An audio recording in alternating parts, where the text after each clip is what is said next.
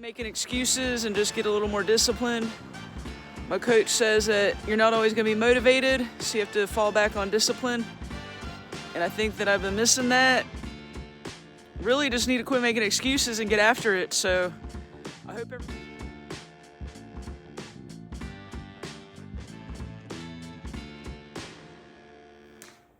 All right, welcome to the first edition of the Road to Roth. I started this YouTube video series about a month ago, and I underestimated the commitment it took to record and be committed to pushing out content. And so here I am about a month later attempting to follow through with what I started. So with that being said, today we're going to review goals, how the performance was in 2022, and then again in 2024. And so this year will be my third time doing Challenge Roth. And so I kind of wanted to review my performances in the past 2 years, 2 times doing it, to then know what I need to be working on for this year. So a recap of 2022, the swim was 1 hour and 22 minutes, which I'm very pleased with. I would be happy if I did that again. That was right around 2 minutes per 100 yards for those using American metrics, yards. I don't really know what that is, meters. If I could go sub 2 minute per 100 yard this year, I'd be pleased with that. I had probably about the 3rd or 4th fastest transition time in my age group. If anything, I may be slow at other disciplines, but I'm very fast at transition, so I maximized that time. My bike was 7 hours and 22 minutes. I stopped one time to use the restroom. I am a very good time trial, flat course, push power. I do well on flat courses. I'm a bigger girl. I do not do very well on a rolling course. There is 5,000 feet of climbing and rolling on this course. It's a 2-loop course. There are 2 very punchy hills. Gretting is actually way punchier than Solerberg. And so just be prepared for that.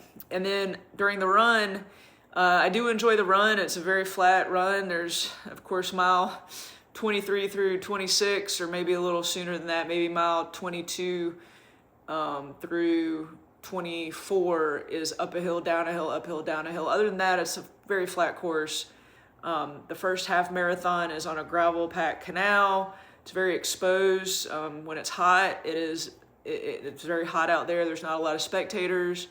But it's the first half of the marathon, and so I do enjoy the run course at Roth. There is a time hack cutoff at 30K. I believe it's 9:30 p.m. I don't know what the rules will be this year. So in 2022, my watch stopped. I think at mile, again, American metrics, at mile 18, probably a little after that cutoff. And from there, I just kind of winged it. And so my total time in 2022 was 14 hours and 45 minutes. There is a 15-hour cutoff. And so I made it in that. When I say back of the pack, I really mean I'm back of the pack. I am your average age grouper. I'm not fast. I am get it done, survive, keep it moving, and, be in good enough shape to walk around the next day. 2024 was another story. 2024, I was going to Europe for 2 months, and so I think I had a lot of stress planning for that trip, an extended trip. I took time off of work. It was a bucket list trip. I was very excited for it. And to start that journey was Roth, so it was the first thing I was doing. And of course, I got COVID 2 weeks out. So it wasn't great going into it, and towards the end of that training block, I got a little demotivated, and my running fell off. And then I got sick, and so, but the times for 2024, the swim was 1 hour and 28 minutes. I was actually in a different wave. So in 2022, they put the female age groupers 40 plus in one of the earlier waves. But in 2024, they reseeded to where you had to be in the wave according to your estimated finish time. And so I was actually at one of the very last waves. And so I swam 1 hour 28, and I say that just for context, not for excuses or anything like that. So I started much later, about 2 hours later than I did in 2022. the bike was about the same, 7 hours and 24 minutes, and the run was 5 hours and 42 minutes. I barely made the run cutoff at 30K. I remember coming off the canal, and you're in this industrial park, and then it's about maybe 2 to 3 miles to the time cutoff at the 30K mark. And a spectator reminded me that there was a time cutoff, and they were yelling, like, you better run, you're gonna miss the cutoff. And I think I PR'd that next mile or two to make that cutoff. I did make the cutoff by the skin of my teeth and pushed through to the remaining part of the race. And I think I finished in like 14 hours and 55 minutes. So right before the cutoff, we got to the stadium and they had already started the laser show. So we had to wait before we entered into the stadium to finish, which was a little heartbreaking. But it is what it is. The weather that day, it was very hot in 2022 and 2024. The second loop of the bike got a little rainy and drizzly and windy. And so that kind of impacted the bike. And I'll just be honest, I just don't think that I had proper bike training leading up to it. So it was overall a great experience as well. So what are my goals for 2026? So for 2026, my number one goal is a sub 7 bike split. I've done many 70.3s. Again, all are on flat time trial courses. I live in southeastern North Carolina. It's called the Sandhills, so it's kind of close to the coast, so it's very flat. And all the races around here, I tend to do really well. I can do, I've done a 3-hour 56 miler. I've done a 3-hour 56 miler and 70.3s. I know I can pull off a sub 7 bike if I train properly. And then overall a sub 14 finish. This is a bit ambitious. It means I'm cutting off 44 minutes off of the PR, but if I could get that sub 7 bike split and really crush the run and run a solid marathon that I know I'm capable of, a standalone marathon, I could run a sub 5. And so if I shave off the time off the bike and the time off a run, that'll equal a sub 14 finish. So that's my goal.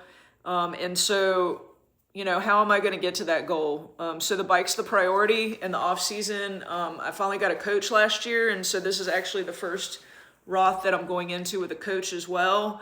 I started working with a coach last season and it really has improved things, of course, imagine that. During the winter, I did a very bike specific block. And so I did kind of take a few weeks off around the holidays. I gained a lot of weight. I typically gain weight. I say a lot of weight. I gained about 10 pounds, which is pretty typical. So now I'm in the process of losing that weight. At age 46, it's kind of harder to get off, but the goal is to start shedding some of those holiday pounds, as a lot of you can relate to.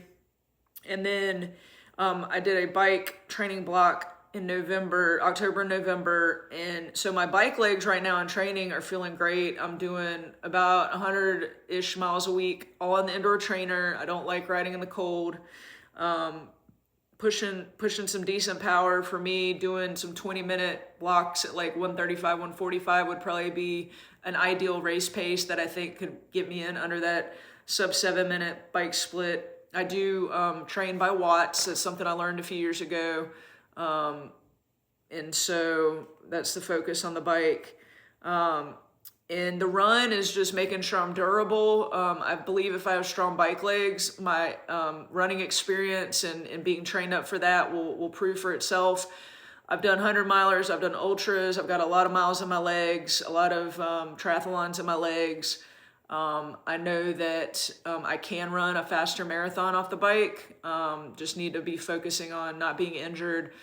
I did the Berlin Marathon last September, and I went into that with a niggle in my left ankle tendon. And so the idea is to make sure that that doesn't flare back up. I can already feel sometimes it wanting to flare back up. So I'm going to be very cautious in my run training to make sure that doesn't happen.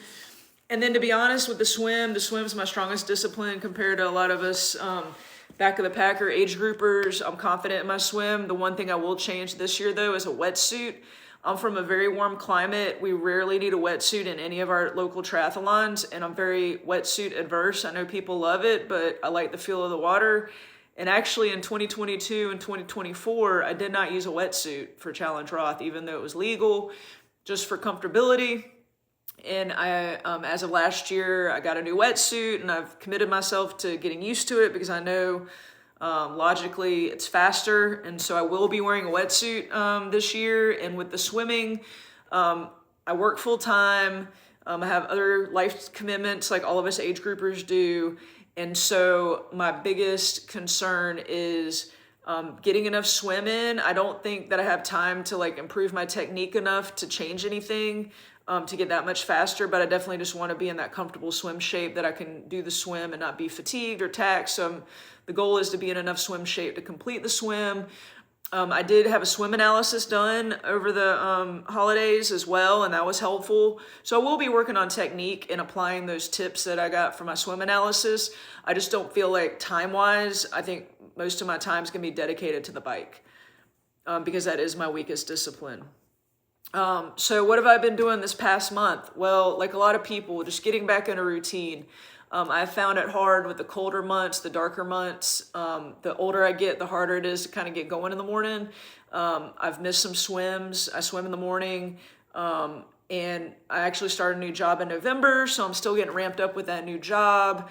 And it's a lot busier than my other job, so I'm trying to figure out times and what works. But basically, I just need to get with it. And my coach always says you can't always be motivated, but you can be disciplined. And I know I've mentioned that later on in the video. So I'm also going to eat well. I like a nice breakfast with nutrient-dense foods. Always starting off with some protein, some eggs, some sourdough, either some raspberries or blueberries, some yellow peppers, some avocado. I use my Fitness Pal to track my weight, and that feeds right into Training Peaks. I also use Training Peaks. And then I also use HRBT, which is an app on the phone to track heart rate variability.